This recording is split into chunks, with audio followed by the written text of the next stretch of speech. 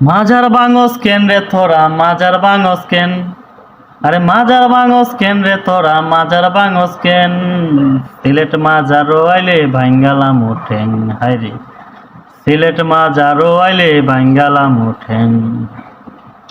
হযরত শাহজালাল ইয়ামনি ইসলামেরও প্রদীপ তিনি, হযরত শাহজালাল ইয়ামনি ইসলামেরও প্রদীপ তিনি।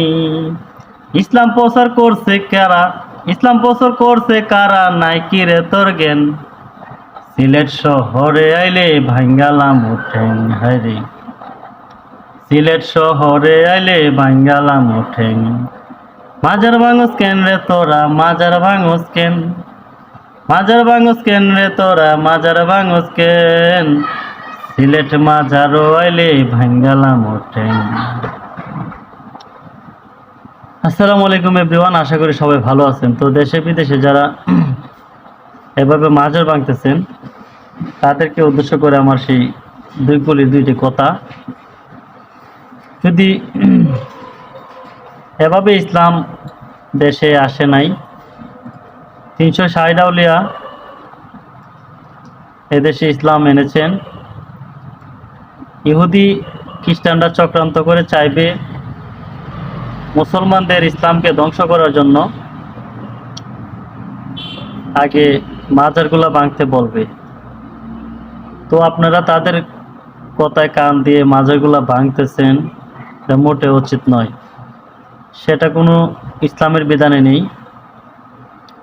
তো দয়া করে আপনারা কথাগুলো বোঝার চেষ্টা করবেন। আর সুন্নি জনতা যারা আছেন তারা অবশ্যই ভিডিওটা শেয়ার করে দেবেন। যদি ভালো লাগে কমেন্টে জানাবেন, আমি পরবর্তীতে সেই গানের পুরো অংশ নিয়ে আসার চেষ্টা করব। তো সবাই ভালো থাকবেন, সুস্থ থাকবেন। আর সুন্নি বললে চলবে না, পুরো সুন্নি জনতা এক হতে হবে, সুন্নি জনতা এক হতে হবে। এক না হলে কখনোই সুন্নি জনতা কখনোই এভাবে আপনার সুন্নিয়ত প্রকাশ করতে পারবেন না।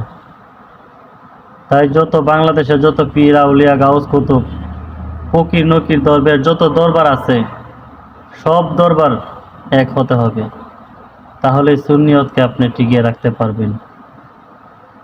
আপনাকে বোঝাতে হবে আপনি আশেকে রাসূল, নবীর সৈনিক, শাহজালালের সৈনিক।